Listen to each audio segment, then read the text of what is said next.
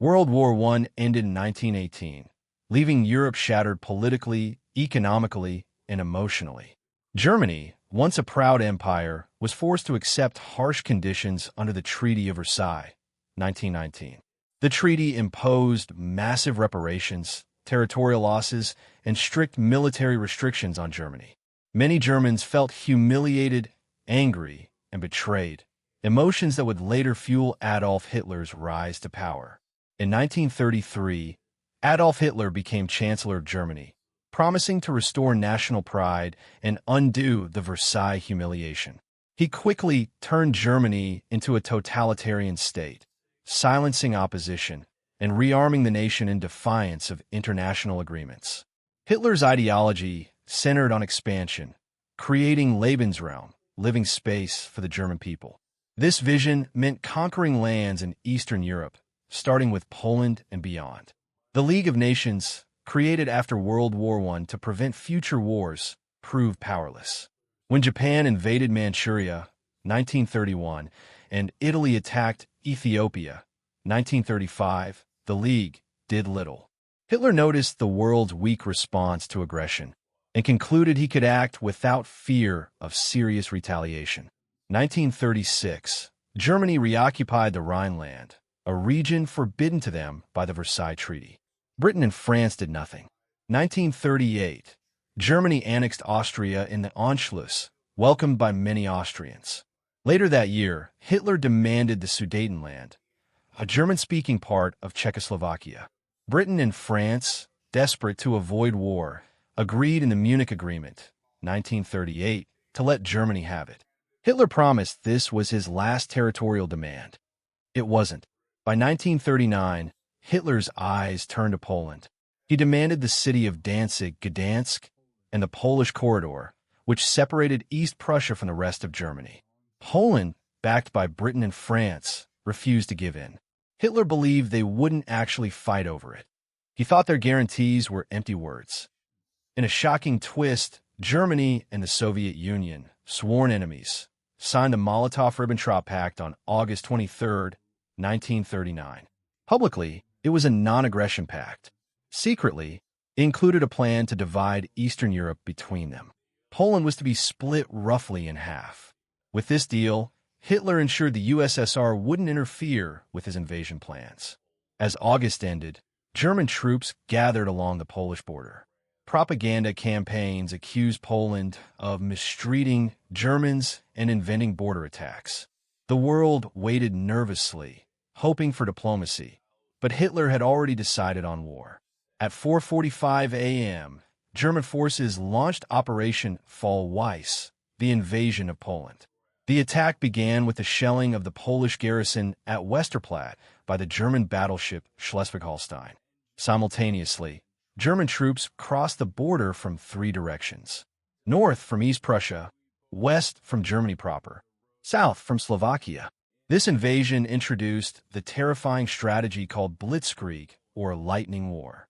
Fast-moving tanks, motorized infantry, and air support worked together to overwhelm defenders. The Polish army, though brave, was outdated and lacked coordination. Within days, Polish defenses were collapsing.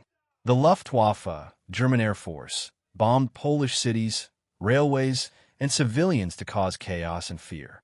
Warsaw, Lodz, and Krakow suffered heavy attacks. Refugees fled the bombed areas, clogging roads, making it harder for the Polish army to move. Despite being outnumbered and outgunned, Polish soldiers fought valiantly. The Battle of Mokra, September 1st, saw Polish cavalry ambush a German armored division and delay their advance. Polish pilots, flying outdated planes, still managed to shoot down many German aircraft. But bravery couldn't stop the overwhelming force. On September 3, 1939, Britain and France finally declared war on Germany. Poland was effectively left to fight alone. To justify his attack, Hitler staged the Gleiwitz incident, a fake Polish attack on a German radio station. German soldiers disguised as Poles carried it out. Hitler used this as a false excuse for invasion, claiming Germany was defending itself. The Polish government declared a general mobilization and appealed to its Western allies for help.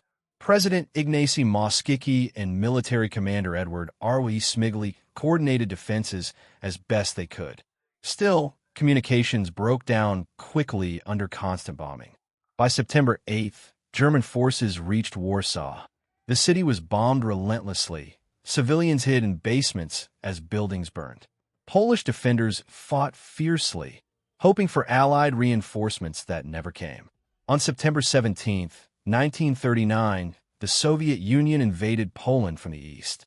The Polish army, already overwhelmed by Germany, was caught completely off guard. The Soviet leadership claimed it was protecting Ukrainians and Belarusians, but in reality, it was fulfilling the secret Molotov-Ribbentrop Pact. Surrounded on all sides, the Polish government ordered its forces to withdraw toward Romania and Hungary to regroup. The plan failed. Many were captured by German or Soviet forces. The Polish president and government escaped into exile. After brutal street fighting, Warsaw surrendered on September 27, 1939. Over 25,000 civilians were killed during the siege. On October 6th, the last Polish forces surrendered at the Battle of Kock, ending organized resistance. Germany and the Soviet Union divided Poland according to their secret pact. Germany took Western Poland. The USSR took the eastern half. Millions of Poles suddenly found themselves under occupation. Thousands of Polish officers were captured by the Soviets. Many later murdered in the Katyn Massacre, 1940. In German-occupied Poland, brutal repression began immediately. The SS and Gestapo targeted Polish elites, intellectuals, and Jews. Despite defeat, Poland never officially surrendered. A Polish government in exile was established first in France, later in London. Underground resis. A Polish government in exile was established first in France, later in London. Underground resistance movements like the Home Army, Armia Krajowa, formed to fight back under Nazi occupation. The invasion shocked the world, but by then, the damage was done. Britain and France were now officially at war with Germany, marking the start of World War II. Yet their lack of immediate action in 1939 would later be criticized as a major failure. The quick victory in Poland made Hitler believe in his military genius and the power of blitzkrieg.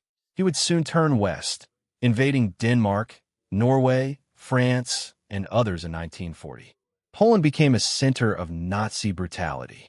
The general government zone was ruled by terror, executions, and forced labor.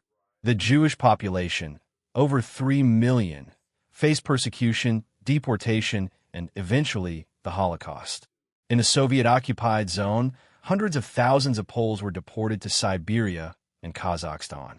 The Soviets also attempted to erase Polish identity through arrests, propaganda, and executions.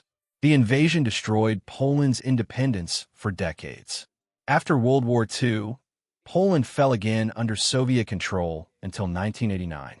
The 1939 invasion demonstrated the failure of appeasement and the danger of unchecked aggression. The invasion destroyed Poland's independence for decades. After World War II, Poland fell again under Soviet control until 1989. The 1939 invasion demonstrated the failure of appeasement and the danger of unchecked aggression. Today, the invasion of Poland is remembered not only as the spark that ignited World War II, but also as a symbol of resistance and courage. Despite overwhelming odds, Poland fought valiantly, refusing to surrender even after occupation. The phrase "Poland will never die" became a rallying cry for freedom.